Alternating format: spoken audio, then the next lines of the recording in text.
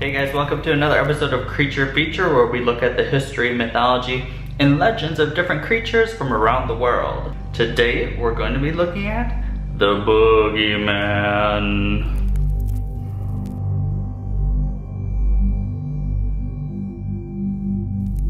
So when doing my research on the Boogeyman, it was really hard to pinpoint an exact time period when the Boogeyman originated.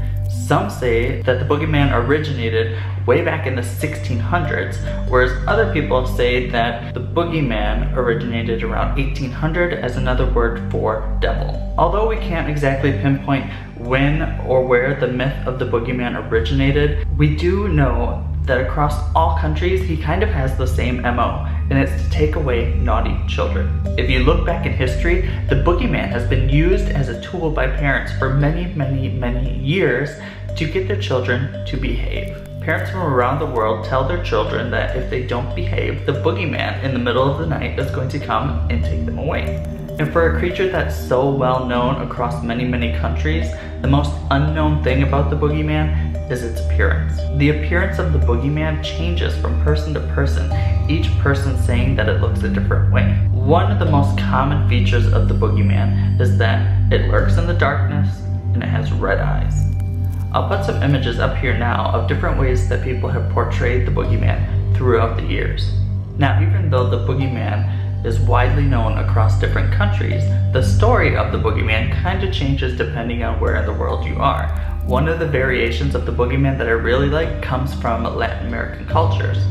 They call the Boogeyman the Sack Man. He's called the Sack Man because in their culture, the Boogeyman is a man that carries a sack on his back, travels through the night, stealing children that are misbehaving.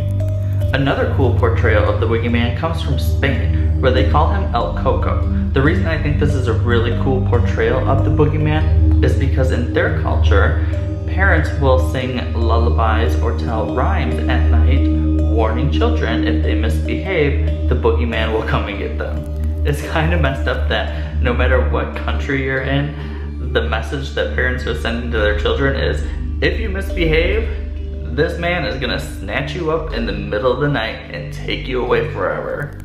So there is a second type of reasoning as to why the Boogeyman exists. The first one we looked at, it was used as a tool for parents to discipline their children. The second one's a little bit more psychological. In this rendition of the Boogeyman lives solely on the fear of children. He hides in your closet, he hides underneath your bed, he hides in the darkness, feeding on your fear. This is why when people report seeing the Boogeyman, they always report seeing him in a closet or under the bed. They never say that he actually comes out. This sighting builds fear within the individual, causing their version of the Boogeyman to grow stronger. A lot of people say that once you turn your back on this fear, the Boogeyman starts to disappear, it weakens, and goes away. This is why it's common for children to see the Boogeyman and not adults, because children have a harder time telling the difference between what's real and what's imaginary.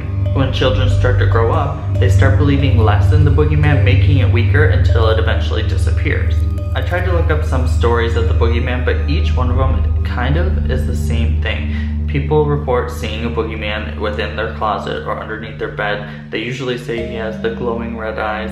Other than that, there's not a real big story or sighting of the Boogeyman reported that I have found. What do you guys think? Do you think the Boogeyman is real? Personally, I really like the idea that the Boogeyman feeds on fear and gets stronger as the fear grows.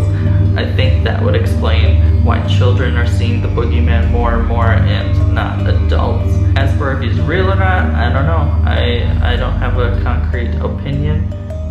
You never know. I hope you guys like this episode of Creature Feature. If you have a creature that you want me to do some digging on and look at the history of, let me know in the comments below. If you haven't already, make sure you subscribe and we'll see you guys later. Bye. So this next thing is totally worth the entire box for me. I think this is so cool. It's a little red rum like door coat hanger.